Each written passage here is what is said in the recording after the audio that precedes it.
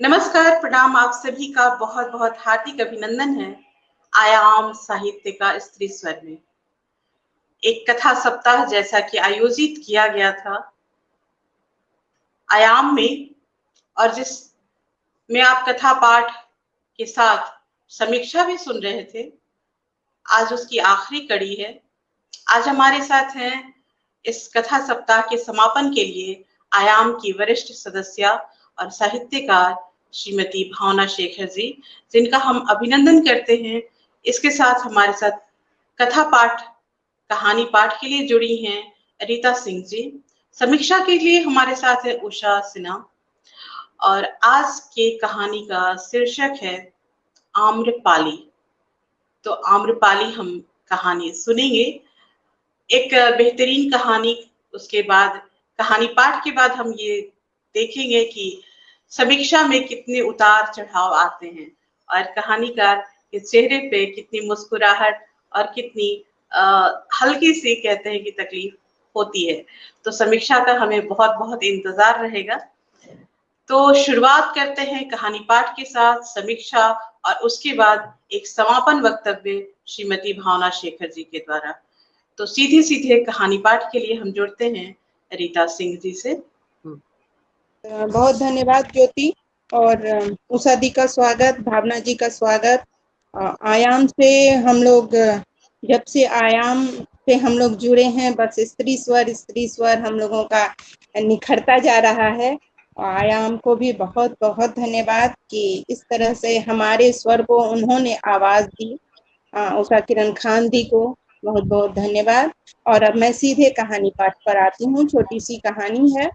हमारी कहानी का शीर्षक है आम्रपाली। वैशाली के बौद्ध मठ में एक अपूर्व सुंदरी मुस्कुरा रही थी। अद्भुत सौंदर्य, पूर्णिमा के चांद की रोशनी से दीप्त व्यक्तित्व, साध्वी सा वस्त्र, सौम्य चेहरा, सादा स्वरूप होते हुए भी स्वर्गलोक की अप्सरा सी प्रतीत हो रही थी। हमारे कॉलेज का समूह शैक्षणिक यात्रा पर था और हम वर्तमान की एक बड़ी घटना, शेल्टर होम पे लड़कियों के साथ हुई ज्यादती पर विमर्श करते हुए आगे बढ़ रहे थे। उस मूर्ति के पास आकर हम लोग ठहर गए। आसपास का सुंदर, शांत, सौम्य वातावरण हमें कुछ देर उस अप्सरा के साथ बैठने को विवश कर रहा था।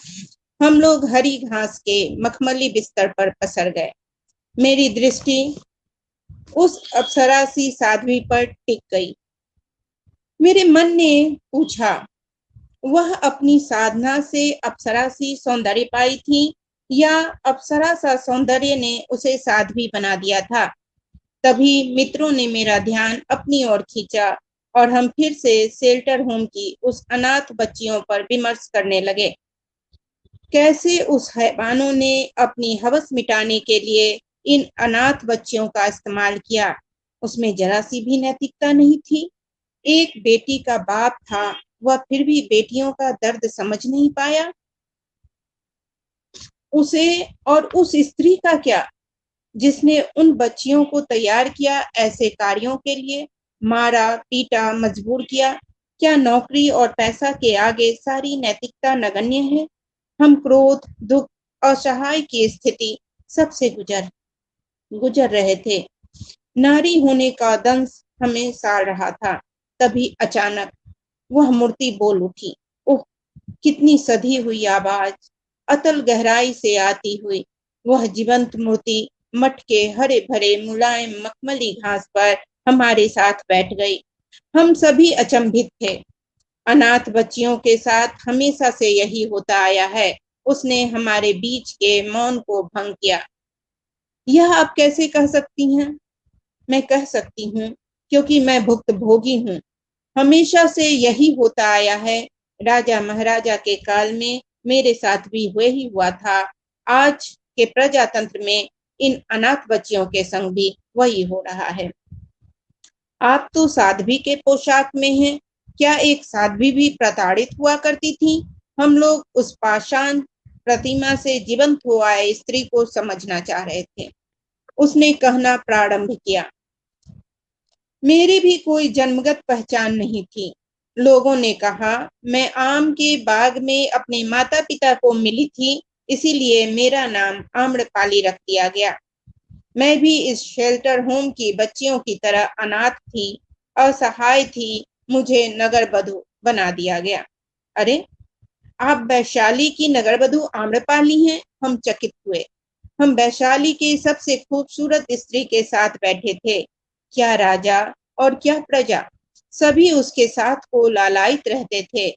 हमने इतिहास में पढ़ा था कि आम्रपाली को पाने के लिए युवक, जमींदार, राजा सभी इस तरह उद्वेलित रहते थे कि युद्ध की सी स्थिति बनाई थी। तब सर्वसम्मति से उन्हें नगर वधु बना दिया गया। नगर के सभी पुरुष के लिए उपलब्ध करा दी गई। हमने फिर से एक बार पूछा, आम्रपाली हैं? वह बोली, हाँ, मैं वही आम्रपाली हूँ। इतिहास मुझ पर गर्व करता है। मेरे सौंदर्य की व्याख्या साहित्यकार, दार्शनिक, कलाकार सभी करते हैं। पर मैं जानती हूँ कि एक अनाथ बच्ची कभी गर्व का विषय नहीं हो सकती। वह सिर्फ वेश्या ही बनाई जा सकती है। मुझ अनाथ को भी नगर वधु के रूप में वेश्या ही बनाया गया था। आज आप इन बच्चियों के लिए कम से कम दुखी तो हैं। मेरे लिए तो जश्न मनाया गया था। इतिहासकार कहते हैं कि सौंदर्य मेरे नगर वधु बनने का कारण था, पर सत्य यही है कि मेरा अनाथ होना मेरे वेश्या बनने का कारण था। वातावरण बोझिल हो उठा। मूर्ति का सप्तरंगी इंद्रधनुष छिन्न भिन्न हो रहा था। उसके साथ हम भी व्यथित हो रहे थे। हमारा मन तार था। वह थोड़ी चुप रही, हम भी मौन रहे। फिर वह बोली, वह कहानी भी मैंने सुनी थी कि एक गरीब माँ की एक बहुत खूबसूरत बच्ची थी। उस पर किसी की गलत नजर ना पड़े, इसके लिए उसकी माँ उसके चेहरे पर कालिख लगा कर रखती थी। कभी उसे घर से बाहर नहीं निकलने देती, मुख से कभी कालिख नहीं हटाने देती। पुरुषों की लोलुप दृष्टि से हम गरीबी पुरुषों की लोलुप दृष्टि तो हमेशा गरीबी के सौंदर्य को लूटने को बेचैन रहा है, पर उसकी माँ उसे बचाने की भरपूर कोशिश करती रही। अनाथ सौंदर्य को कौन बचाए? मेरी भी माँ होती तो वेश्या बनने से मुझे बचा ली होती। मेरा अनाथ होना ही बड़ा गुनाह था। मैं भी तो बच्ची थी। सोना चांदी का गहना, बड़ा महल, हर पल पैसे की बरसात, मैं भी लोभ में पड़ गई। शरीर का तो भान ही नहीं था मुझे। पर जब एक सन्यासी को देखा तो उसके प्रति मन में प्रीत उभरा। तब समझ आया मैं बेश्या बना दी गई थी। वहां मैंने जाना 84 लाख योनि के बाद यह शरीर तो मुझे मेरे आत्मा के आवरण के रूप में मिला था। इस आवरण की सुरक्षा मेरा प्रथम कर्तव्य था, तभी मैं अपनी आत्मा से मुक्त कर पाती हो पाती। आत्मा के प्रकाश में जीना ही मानव धर्म है। सद्गुणों का दान ही जीवन का परम लक्ष्य है। समझ आने पर मैंने अपने बंधन को तोड़ा। तब तक मेरी उम्र हो चुकी थी। भगवान बुद्ध की शरण में आ गई। उनके शरण के कारण आज आपके साथ हूँ। आ जाती हूँ, इंटरनेट के कारण मैं हट गई थी थोड़ी देर के लिए। आवाज आ रही है आप लोगों को? ज्योति? सिलसिला स्पष्ट है, आप सिलसिला जारी रखिए। हाँ, धन्यवाद धन्यवाद। हाँ, बिल्कुल। मैं फिर से यहाँ से शुरू करती हूँ, सन्यासी के पास से। आम्रपाली बोल रही है कि अनाथ सौंदर्य को कौन बचाए? मेरी भी माँ होती तो वेश्या बनने से मुझे बचा लेती। मेरा अनाथ होना ही बड़ा गुनाह था। मैं भी तो बच्ची थी। सोने चांदी का गहना, बड़ा महल, हर पल पैसे की बरसात, मैं भी लोभ में पड़ गई। शरीर का तो भान ही नहीं था मुझे। पर जब एक सन्यासी को देखा तो उसके लिए मन में प्रीत उभरा। तब समझ आया मैं वेश्या बना दी गई थी। वहां मैंने जाना 84 लाख योनि के बाद यह शरीर तो मुझे आत्मा के आवरण के रूप में मिला था। इस आवरण की सुरक्षा मेरा प्रथम कर्तव्य था, तभी अपनी आत्मा पाती। आत्मा के प्रकाश में जीना ही मानव धर्म है। सद्गुणों का दान ही जीवन का परम लक्ष्य है। समझ आने पर मैंने अपने बंधन को तोड़ा। तब तक मेरी उम्र निकल चुकी थी। भगवान बुद्ध की शरण में आ गई। उनके शरण के कारण आज आपके साथ हूँ, पर शरीर और मन का वह दर्द मिटता ही नहीं, इसीलिए मुक्त नहीं हो पा रही हूँ। पाषाण मूर्ति में आज भी जीवित हूँ। हमने पूछा, साध्वी जीवन के बाद तो बेहतर रहा होगा आपका जीवन? साध्वी, ओह, इतना खूबसूरत शब्द है यह। पर क्या कोई स्त्री स्वतंत्र रूप से साध्वी बन सकती है? एक वेश्या साध्वी बन सकती है? कौन उसके साध्वी होने का प्रमाण पत्र देगा? 100 चूहे खाकर बिल्ली चली हज को, यह नहीं हो सकता है। यह अधिकार सिर्फ बिल्ला को है। स्त्री तो अकेले साधना भी करे तो आशंका भीतर कुछ अनर्गल ही सोच रही होगी। उसका एकांत पुरुष हमले का आमंत्रण है। उसका शरीर पुरुष भोग की सामग्री है। उसके सात्विक विचार पतिव्रता के रूप में ही संभव है। उससे अलग कोई विचार की बाहक वह हो ही नहीं सकती है। मेरे साध्वी होने पर भी बड़े प्रश्न हुए। एक वेश्या साध्वी कैसे बन सकती है? महात्मन को बहुत जवाब देना पड़ा। मुझे बहुत तपस्या करनी पड़ी, पर आज भी पहचान नगर वधु की ही है। साध्वी आम्रपाली तो किनारे पर खड़ी अपने अनाथ होने के ताप को आज भी झेल रही है। वह दंश आज भी डसता है, इसलिए तो मुक्ति नहीं है। राजा गौतम ने भी यशोधरा को भोगा। संतान का होना इसका प्रमाण है। वह भोग कर भी बुद्ध हो सकते हैं। मैं कभी भोगी नहीं, मुझे भोगा गया, पर मैं कभी बुद्ध नहीं हो सकती, साध्वी नहीं हो सकती। मुझे नगर बधू ही रहना होगा। आप लोग उस अनाथ बच्चियों को बचा लें। बहुत दर्द है उस जीवन में। शरीर के साथ मन को भी रौंद डालता है। पल पल विष बन जाता है। जाने वह नन्ही बच्चियां कैसे जिएंगी आगे के जीवन को। मेरे समय में तो बुद्ध थे, उन्होंने हमें थाम लिया। आज तो कोई बुद्ध भी नहीं है, कौन उन लोगों को थामेगा? उसके आंखों से आंसू बह निकले। हमें स्तब्ध छोड़कर वह धीरे से उठी और पुनः उस मूर्ति में समा गई। मूर्ति की आंखें नम थीं। कुछ देर पूर्व की महिमा मंडित नगर वधु आम्रपाली अब शेल्टर होम की प्रताड़ित अनाथ बच्ची दिख रही थी। अप्रतिम मूर्ति की नम आंखें कह रही थी, आम्रपाली तो वास्तव में वह हर बच्ची है जो अनाथ वेश्या बना दी गई है। जी, बहुत बहुत धन्यवाद। यहाँ मेरी कहानी समाप्त होती है। बहुत आप लोगों को सुनने के लिए धन्यवाद। ज्योति।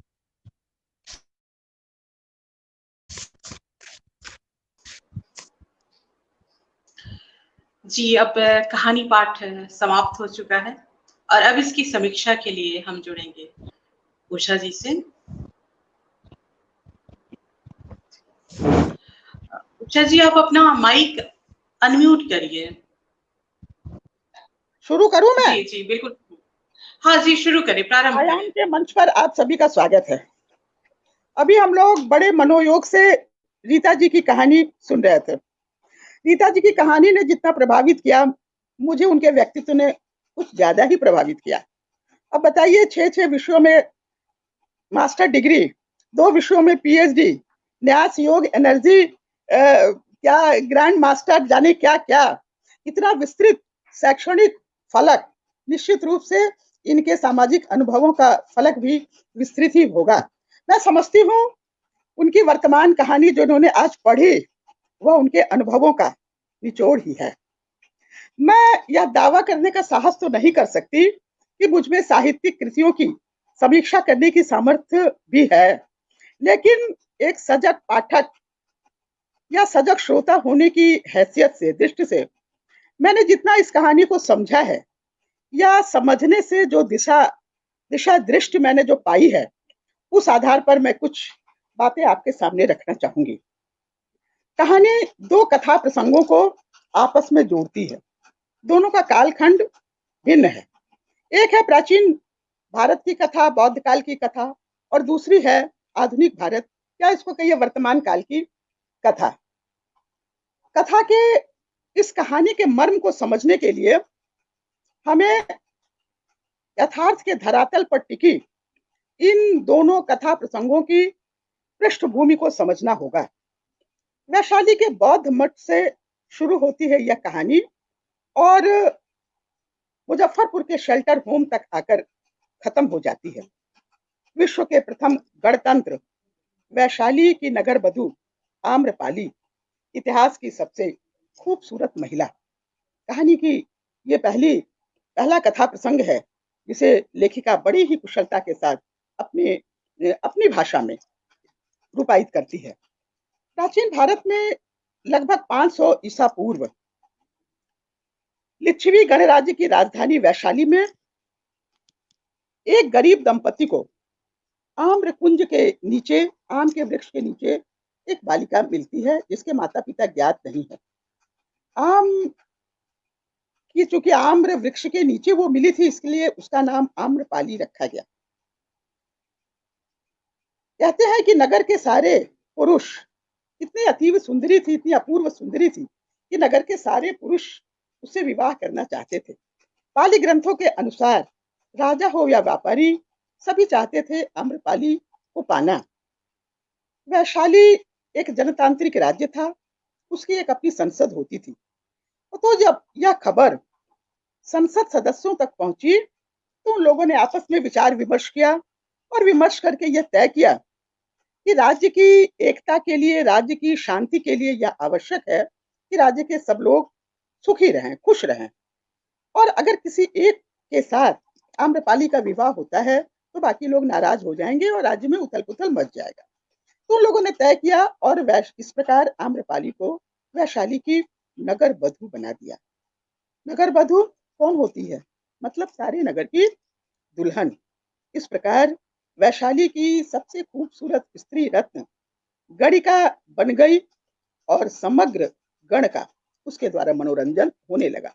मूल ये कथा प्रसंग है। आगे हम लोग कैसे कैसे कहानी बढ़ती है आगे चलेंगे।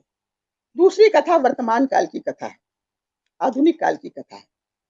अब मैं बता दूं कि ये जो आधुनिक काल वर्तमान भारत की कथा, यह 2-3 साल पहले की घटना है, 2 साल पहले की घटना है और ये दोनों कथा प्रसंग यथार्थ के धरातल पर टिके हैं। और 2 साल पहले मैं समझती हूँ कि 26 मई 2018 को यह घटना तब प्रकाश में आई जब Tata institute of social science ने बिहार सरकार के कल्याण विभाग को एक रिपोर्ट सौंपी और उसमें शेल्टर होम मुजफ्फरपुर के एक जिक्र किया कि मुजफ्फरपुर के शेल्टर होम में बालिकाओं के साथ का यौन शोषण हो रहा है, उनके साथ जघन्य कृत्य किए जा रहे हैं। काफी हंगामा मचा, मामले ने तूल पकड़ा। मैं नहीं कहती कि कौन दोषी है कौन नहीं दोषी है, लेकिन यह प्रमुखता के साथ सभी अखबारों में प्रथम पृष्ठ में बड़े बड़े हेडिंग के साथ छपी और समाज का हर वर्ग उद्वेलित हुआ। सबके मानस को इस घटना ने झकझोर दिया। बड़ी कुशलता के साथ घटना यही है। कहते हैं कि पुरुष वर्ग, पुरुष तो पुरुष, उस शेल्टर होम में सारे अधिकारी कर्मचारी पुरुष थे, लेकिन महिलाएं भी थी। अब हम पुरुष को क्या कहें, महिलाएं भी जो हाउस मदर्स होती थी उनके बारे में भी अखबारों में छपा और जांच में ये रिपोर्ट आई कि मदर केयर्स जो थी, केयर होम में जो औरतें थी, वह जब मना करती थी लड़कियां तो बर्तन गर्म करके उनको पीटा जाता था, ड्रग्स देकर, नशे की सुई देकर उनके साथ जघन्य अपराध बलात्कार होता था, कितनों की तो हत्या भी करती। अब ये दोनों कथा प्रसंगों को अपनी कहानी में बड़ी कुशलता के साथ लेखिका ने जोड़ा है। मैं पहले शीर्षक पर आती हूँ। ये आम्रपाली शीर्षक रखा है। ये पढ़ने से ही इतना कौतूहल, इतनी जिज्ञासा उमड़ती है कि आम्रपाली कौन सी आम्रपाली? वही आम्रपाली तो बौद्ध काल में थी, बौद्ध मठ की भिक्षुणी आम्रपाली। और लेखिका कहानी में आगे पूछती भी है कि क्या तुम वही आम्रपाली हो? तो इस दृष्टि से तो कहानी पूर्णतः सफल है कि लेखिका ने बहुत सोच समझकर कहानी का शीर्षक आम्रपाली रखा। हम तो इसे लगता है कि ये मेरी दृष्टि है, गलत भी हो सकती है। मैं इस कहानी को अगर यात्रा वृत्तांत भी कहूं तो मुझे लगता है गलत नहीं होगा, क्योंकि लेखिका या कथा नायिका शैक्षणिक टूर पर है। वह अपने समूह के साथ टूर पर निकलती है और उसके विमर्श का विषय है सद्यः जो घटित घटना है मुजफ्फरपुर के शेल्टर होम में लड़कियों के साथ बलात्कार होता है। उस घटना पर वो अपनी साथियों के साथ विमर्श करती हुई चलती है और बौद्ध मठ के पास पहुंचती है, जहाँ एक प्रस्तर प्रतिमा खूबसूरत एक पत्थर संगमरमर की मूर्ति देखती है आम्रपाली की। जितना रूप लावण्य आम्रपाली में था, उतना ही लावण्य इस पत्थर की मूर्ति में भी कलाकार ने भर दिया था। लेखिका आकृष्ट होती है और वहीं सामने घास के मैदान में वो बैठ जाती है। अचानक उसे लगता है कि ये मूर्ति जीवंत हो उठी है और ये दोनों की पीड़ा, दोनों की जो मनस्थिति है, दो स्त्रियों, यहाँ बहुत सारी स्त्रियां हैं, बालिकाएं हैं और वहां आम्रपाली है, दोनों का कालखंड भिन्न है। और किस तरह से ये लेखिका के स्वयं का चिंतन भी हो सकता है जो आम्रपाली के मुंह से उन्होंने कहलवाया है। जब मैं इसकी समीक्षा की ओर बढ़ती हूँ तो मुझे लगता है कि कहानी में घटनाओं का संगुफन है। संगुफन तो है, पर लेखिका ने अपनी कहानी में घटनाओं का उपयोग सामाजिक चारित्रिक धरातल पर मनोवैज्ञानिक दृष्टिबोध के साथ किया है। मैं समझती हूँ मनोविश्लेषण के आधार पर कहानी के घटना चक्र, कहानी को घटना चक्र से मुक्त करके मानव मन की गुत्थी का चित्रण किया है और गुत्थी के चित्रण के द्वारा ही कहानी को सशक्त बनाया है। हमें इस समय प्रेमचंद याद आ रहे हैं। मैंने कहीं पढ़ा था, किसी लेख, प्रेमचंद का एक लेख पढ़ा था जिसमें उन्होंने कहा था कि अब हम कहानी का मूल्य उसके घटना विन्यास से नहीं लगाते। हम चाहते हैं कि पात्रों की मनोगति स्वयं घटनाओं की सृष्टि करे। घटनाओं का स्वतः कोई महत्व नहीं रहा, उसका महत्व केवल पात्रों के मनोभावों को व्यक्त करने की दृष्टि से है। मतलब यह खुलासा यह कि अब कहानी का आधार घटना नहीं, अनुभूति है और इस कहानी में इस आधार को स्थापित करने में मैं समझती हूँ लेखिका पूर्णतः सफल है। दूसरी बात जो मुझे सबसे अच्छी लगी इस कहानी में, अब कहानी मैं नहीं दोहराऊंगी, मैंने दो कथा प्रसंग को संक्षेप में बता दिया, कहानी हम लोगों ने रीता जी के मुंह से सुनी। मैं ये पात्र, कहानी में जो पात्र आए हैं, मुझे बड़ी अच्छी लगी ये कहानी, क्योंकि पिछली मैंने कई कहानियां इस आयाम में ही मैंने सुनी है। कहानी में पात्रों की भरमार नहीं है और जहां पात्रों की भरमार होती है वो ग्राह्य देरी से, बहुत ग्राह्य होता है लेकिन देरी से होता है और मन मस्तिष्क में उतनी गहराई के साथ वो प्रविष्ट नहीं होता या बहुत लंबे समय तक वो अपना प्रभाव नहीं छोड़ती, मेरी समझ से। और मुझे अच्छा लगा कि कहानी में नगण्य पात्र हैं, लेखिका पात्रों के मकर जाल में नहीं उलझती। पात्र कौन? ये जीवंत हो उठी प्रस्तर मूर्ति के रूप में आम्रपाली और स्वयं लेखिका या उसको कथानायिका भी कह सकते हैं। ये मात्र दो पात्र, मुख्य पात्र और सहायक पात्र, एक आध सहायक पात्र आए हैं, लेकिन वो कथा को प्रवाहमान बनाने के लिए आए हैं। उनके एक ही पात्र संपूर्ण सृष्टि की व्यथा कथा को कह देते हैं और व्यष्टि में समष्टि, व्यष्टि की पीड़ा ही समष्टि की पीड़ा यहाँ पर बन जाती है। बल्कि यह कहना अधिक मैं उपयुक्त समझती हूँ कि कहानीकार खुद पात्रों की स्थिति में जीती है। ध्यान दीजिएगा, कहानीकार, लेखिका खुद पात्रों की स्थिति में जीती है और समाज में घटित घटनाओं को कथा की शक्ल में इस खूबी के साथ ढालती है कि वह भिन्न भिन्न समूहों की धड़कनों का दस्तावेज बन जाता है। दूसरी बात यह, एक और उल्लेखनीय बात, कि कहानी में कल्पना की उड़ान बहुत कम है। हम कल्पना जगत में नहीं उड़ते, बल्कि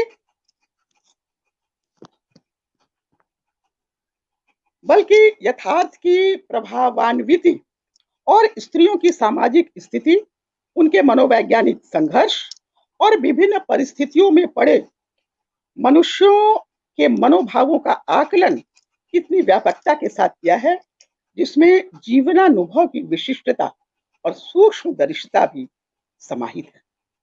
कथा में संवेदनशील प्रसंगों की भरमार है और संवेदनशील प्रसंग इतनी कलात्मकता से कहानीकार ने उपस्थापित किया है कि पाठक की संवेदना जीवन के सत्य की अनुभूति करके समृद्ध हो जाती है। विशेषकर यह प्रसंग जब जीवंत हो उठी प्रस्तर मूर्ति यह कहती है कि अनाथ बच्चियों के साथ हमेशा से यह होता आया है। कहानी का ही एक वाक्यांश है जिसमें वो कहती है कि अनाथ बच्चियों के साथ हमेशा से ही यह होता आया है।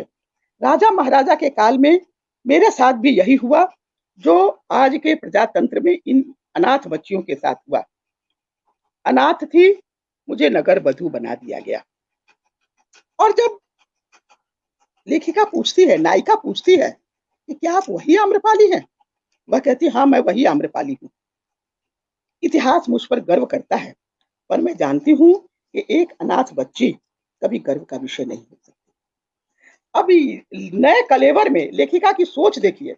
हम लोग अभी तक पढ़ते आए हैं, चाहे वैशाली की नगर बधू चतुर्सेन का उपन्यास हो, आचार्य चतुर्सेन जी का उपन्यास हो, या पाली ग्रंथों में छिटपिट जो कथाएं हम लोगों ने पढ़ी है, उसमें हर जगह यही लिखा हुआ है कि उसका सौंदर्य, वो अपने ही सौंदर्य के शिकार में फंस जाती है।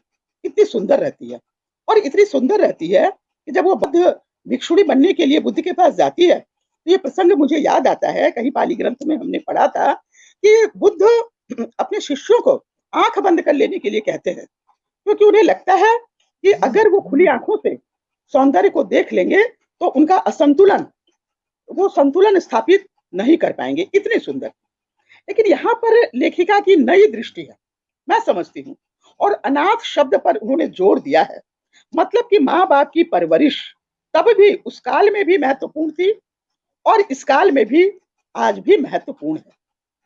लेकिन एक अंतर उन्होंने लिखा है, दिखाया है कि जहां वो प्रस्तर प्रतिमा कहती है कि आज इन बच्चियों के साथ जो उत्पीड़न हो रहा है उससे समाज का एक बहुत बड़ा वर्ग, या कहिए सब लोग दुखी हैं। लेकिन मेरे साथ जब मैं वेश्या बनी थी तो जश्न मनाया गया था। यह शायद देश काल वातावरण का अंतर है। जिस काल की कथा आम्रपाली की कथा है, उस काल में गणिका बनना या नगर वधू बनना, मैं समझती हूँ बहुत ज्यादा उसको निकृष्ट दृष्टि से नहीं देखा जाता था। बड़ा महत्व का पद था, सबसे सुंदर स्त्री बनती थी, वो राज नर्तकी होती थी, उसके पास अपार वैभव होता था, वो महल होते थे, दास दासियां होती थी। लेकिन फिर भी एक स्त्री का जो मनोभाव है कि जिस तरह से उसके शरीर का उपयोग पहले भी होता था, आज भी होता है, और उसमें स्त्री क्या अनुभव करती है, इसका बड़ी सूक्ष्मता के साथ लेखिका ने अपनी कहानी में इसका विश्लेषण किया है। और आत्मकथात्मक शैली में लिखी गई यह जो कहानी का यह अंश है, या वाक्यांश है, या जो प्रसंग है, वह पाठकों के मर्म पर चोट करती है। वह अपने सौंदर्य पर नहीं, बल्कि अनाथ होने को, वेश्या बनने का कारण कहती है। ये सच है, आज की उसमें तो एकदम सच है। जब हम अखबारों में पढ़ते हैं बिल्कुल देश दुनिया में क्या हो रहा है, जब लोग कहते हैं कि लड़कियां ये पहन के जा रही, वो पहन के जा रही, उनका पहनावा कैसा है, वल्गर है, लेकिन वो 3 साल की बच्ची और 4 साल की बच्ची क्या पहनती है जिसके साथ रेप होता है। तो कहानी को ऐसे जोड़ती है कि ठीक है, अगर सौंदर्य ही कारण है, वो अनाथ होना, आम्रपाली कहती है मैं अनाथ थी, मेरे माँ बाप नहीं थे, उनके आंचल की छाया नहीं थी, इसलिए मुझे वेश्या बनना पड़ा। और अगर सौंदर्य ही वेश्या बनने का कारण होता, तो ये जो शेल्टर होम की अनाथ लड़कियां हैं, वो कौन सी हूर की परी थी, कौन सा उनको पौष्टिक खाना मिलता था, कौन से उसके तन पर आभूषण लदे हुए थे, कौन सा उनके पास सौंदर्य का प्रसाधन था, कितने उनके पास नए नए वस्त्र थे कि लोग उनका उपभोग कर रहे थे, उनके साथ बलात्कार कर रहे थे, उनके साथ कितनी जघन्य घटना घटी, उनको वेश्या बनने पर मजबूर किया गया। एक नई धारणा, नए कलेवर में इस कहानी को प्रस्तुत किया, एक नई धारणा लेखिका ने उपस्थापित की है। कहानी को और प्रभविष्णु बनाने के लिए लेखिका एक और अंतर कथा जोड़ती है, और वो कथा हम लोगों ने भी कभी पढ़ी थी कि एक गरीब माँ की बहुत सुंदरी लड़की, अभूतपूर्व सुंदर एक लड़की है, जिसे बचाने के लिए समाज के लोलुप लोगों से, गिद्ध दृष्ट से बचाने के लिए वो उसके मुंह पर काली पोतती है और उसको बचा के रखती है। वो बच भी जाती है क्योंकि उसके ऊपर माँ के आंचल की सुखद छाया है, शायद वो बच जाती है। और इसी प्रसंग में मुझे वो शिवपूजन सहाय की कहानी का प्लॉट, इसमें भगजोगनी एक गरीब लड़की रहती है, गरीब पिता की लड़की रहती है और उसके पिता को चिंता होती है कि इतना सौंदर्य, गरीबी का सौंदर्य सचमुच बहुत मारक होता है। वो घटना हमें याद आती है। माँ होती आम्रपाली की पीड़ा, अनाथ सौंदर्य की पीड़ा है। वह कहती है कि माँ होती तो वेश्या बनने से हमें बचा लेती। कितना मार्मिक, कितना हृदयग्राही ये प्रसंग है। आम्रपाली एक स्त्री है, बहुत अच्छा चित्रण किया है लेखिका ने। एक स्त्री है, उसके अंदर भी एक दिल है जो धड़कता है, उसके हृदय में भी प्रेम की दिवाली जलती है। एक समय ऐसा आता है, और जितने आयामी हैं, जितने लोग सुन रहे हैं, मैं समझती हूँ सबके हृदय में एक अवसर ऐसा आया होगा जब प्रेम की दिवाली जली होगी। आम्रपाली भी भले सब लोग उसका उपभोग करते थे, लेकिन उसका मन भी किसी के लिए धड़का था। उसके हृदय में प्रीत की भूख जगती है, और ये भूख कैसी होती है? बिल्कुल दोपहर के भोजन की तरह, आधी रात की नींद की तरह, एकदम घोर खटाटोप अंधकार में कौंधते प्रकाश पुंज की तरह। एक बौद्ध भिक्षु को देखकर उसके अंदर प्रेम उमड़ता है, लेकिन जब उसे उसका एहसास होता है तो उसे लगता है बहुत देर हो चुकी होती है और वह गणिका बन चुकी होती है। लेकिन फिर भी प्रेम तो प्रेम है।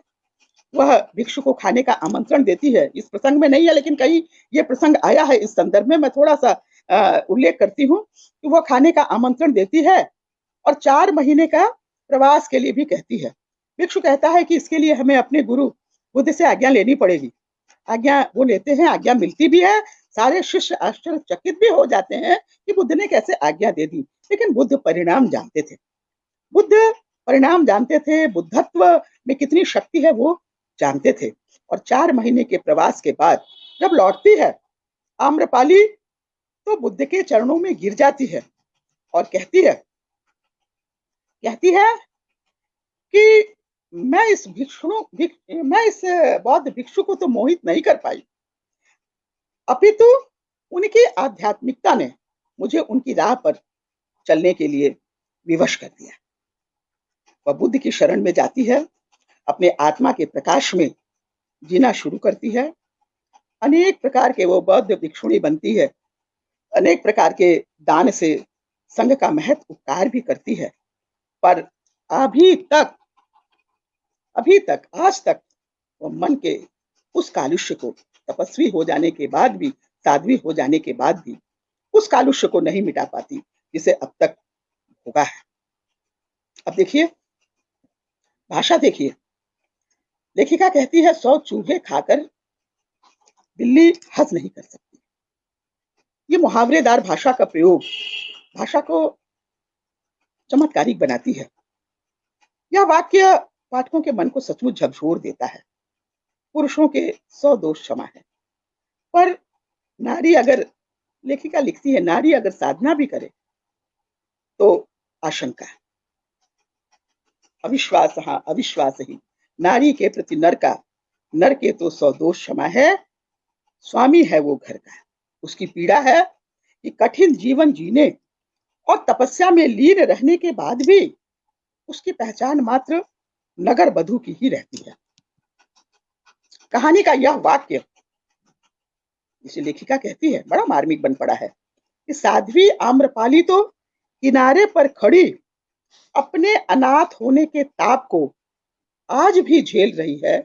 सचमुच नारी अस्मिता पर एक बहुत बड़ा प्रश्न चिन्ह है। एक और प्रसंग जो मन को उद्वेलित करता है और इस कहानी को सुनने के बाद उद्वेलित किया है, वह है गौतम और यशोधरा का प्रसंग।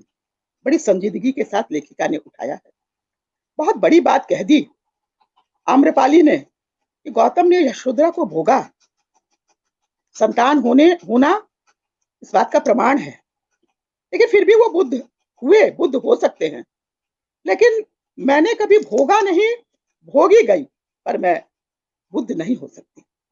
कालखंड कुछ भी हो, तब हो या अब, पर यह सच है कि हर समय के सामाजिक राजनीतिक परिवेश ने ऐसी कड़वाहट दी है कि स्त्री अपने बंद घरों में भी सुरक्षित नहीं रह पाती।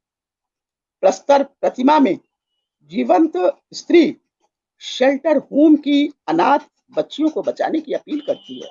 अपनी पीड़ा वो भोग चुकी। कहती है, मेरे समय में तो बुद्ध थे, उन्होंने थाम लिया। आज तो कोई बुद्ध भी नहीं, कौन उन लोगों को थामेगा? एक प्रश्न चिन्ह समाज के सामने छोड़ती है और यही कहानी का उद्देश्य है। लेखिका अपने कहानी लिखने का जो उद्देश्य है उसमें सफल हुई है। बहुत बड़ा प्रश्न छोड़ती है कि आज उन्हें कौन थामेगा? इस समाज में से कोई तो ऐसा निकले, कोई संस्था, कोई व्यक्ति, कोई परिवार, कोई समाज जो इस पर चिंतन करे और इस समस्या का समाधान निकाले। और लेखिका को कुछ समय पूर्व की महिमा मंडित नगर वधू अब उसको शेल्टर होम की अनाथ बच्ची दिख रही है। वह कहती है, आम्रपाली तो वास्तव में वह बच्ची है, हर बच्ची है जो अनाथ वेश्या बना दी गई है।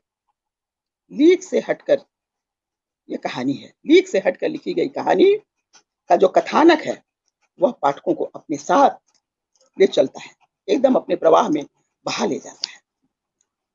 अब मैं अंत की ओर बढ़ती हूं। एक और तत्व रह गया है जो कहानी में, वो है संवाद।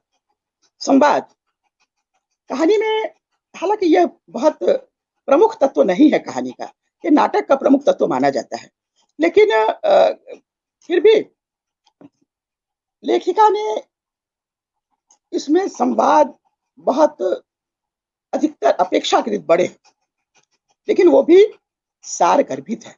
और संवाद कहानी में इसलिए आवश्यक है क्योंकि ये पात्रों के मनोभावों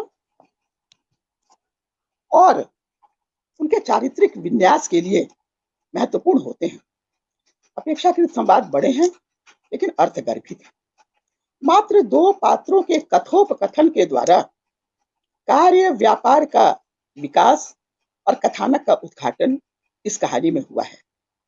ये संवाद, जो भी संवाद आए हैं, ये सभ्य समाज और न्यायिक व्यवस्था से न केवल जुड़े हैं बल्कि एक दर्पण की तरह है जिसमें सभ्य समाज का पूरा चेहरा साफ साफ दिखाई पड़ता है। कहानी अपनी भाषा शैली, अपनी शिल्प विधि में नए कलेवर लिए हुए है, नई है और प्रभावोत्पादक है। दूसरी बात यह है कि संलापों के अधिकाधिक प्रयोग से नाटकीय आयोजन प्रभावपूर्ण हो गया है। ऐसे नियोजन में आत्म संवाद शैली का भी कहीं कहीं प्रयोग किया जाता है। और इस कहानी में एक जगह मुझे आत्म संवाद शैली मिली है जब मैं सुन रही थी, और लेखिका कहती है कि मेरे मन ने पूछा कि साध्वी का ये जो सौंदर्य है वो उसे साध्वी बनने के लिए प्रेरित करती है या फिर अप्सरा सा सौंदर्य जो है वो उसको साध्वी बनाती है। कुछ इसी तरह का वाक्य है जो वो अपने मन से पूछती है। और यहाँ पर मुझे लगता है कि आत्म संवाद शैली का प्रयोग वो करती है।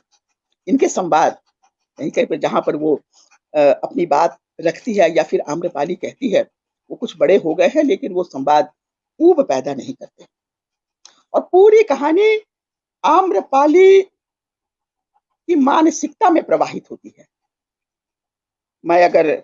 मुझे लगा जो मैं बता रही हूं कि पूरी की कहानी ये आम्रपाली की मानसिकता में प्रवाहित हुई है और वह अपने अतीत भोगी जीवन संदर्भों का स्मरण करती है।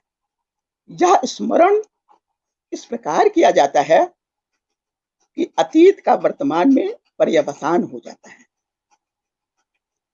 अतीत वो अपनी खुद भोगा हुआ उसका यथार्थ है और अपने जीवन की जो भोगी हुई घटनाओं का स्मरण करती है, लेकिन वो अतीत की जो घटना है उसका वर्तमान में पर्यवसान होता है। और बड़ी कुशलता के साथ हमें इन दोनों घटनाओं को एक में मिला कर देखने का यह अवसर मिलता है।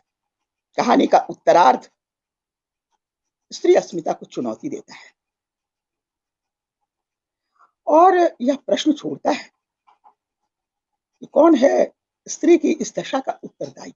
तब भी, उस काल में भी और इस काल में भी।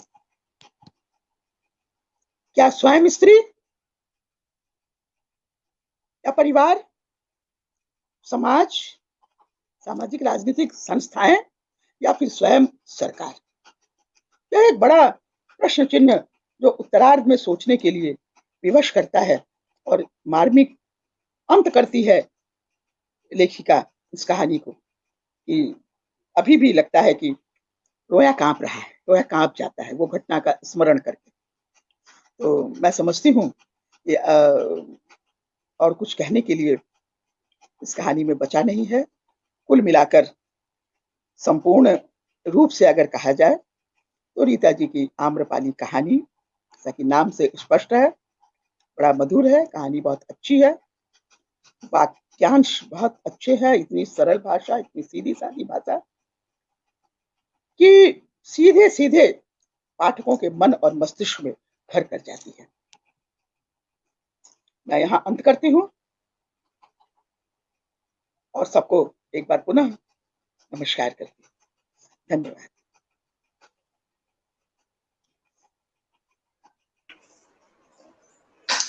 बहुत बहुत शुक्रिया उषा जी आपका, और एक अच्छी और बुरी से बेहतर जाके मुझे समीक्षा जो लगी वो एक ईमानदार समीक्षा है, और एक अच्छी समीक्षा से बेहतर चीज होती है एक ईमानदारी जो आपकी रचना में आपके हर कदम पे होती है।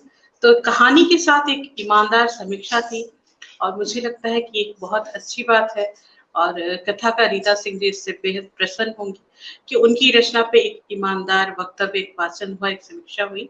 बहुत बहुत उषा दी का धन्यवाद करना चाहेंगे कि मैंने कहानी लिखी तो इतनी चीजें तो नहीं सोच पाई, कोई भी कथाकार इतनी बातें नहीं सोच पाता, बस लिखता जाता है भाव में, लेकिन इतनी अच्छी समीक्षा और बहुत चीज सीखने को मिला कि किन किन तत्वों को ध्यान रखना है आगे लेखन में और किस प्रकार से चीजों को लेकर चलना है। तो बहुत बहुत धन्यवाद दी कि इतनी खूबसूरत समीक्षा के लिए, बहुत बहुत धन्यवाद जी।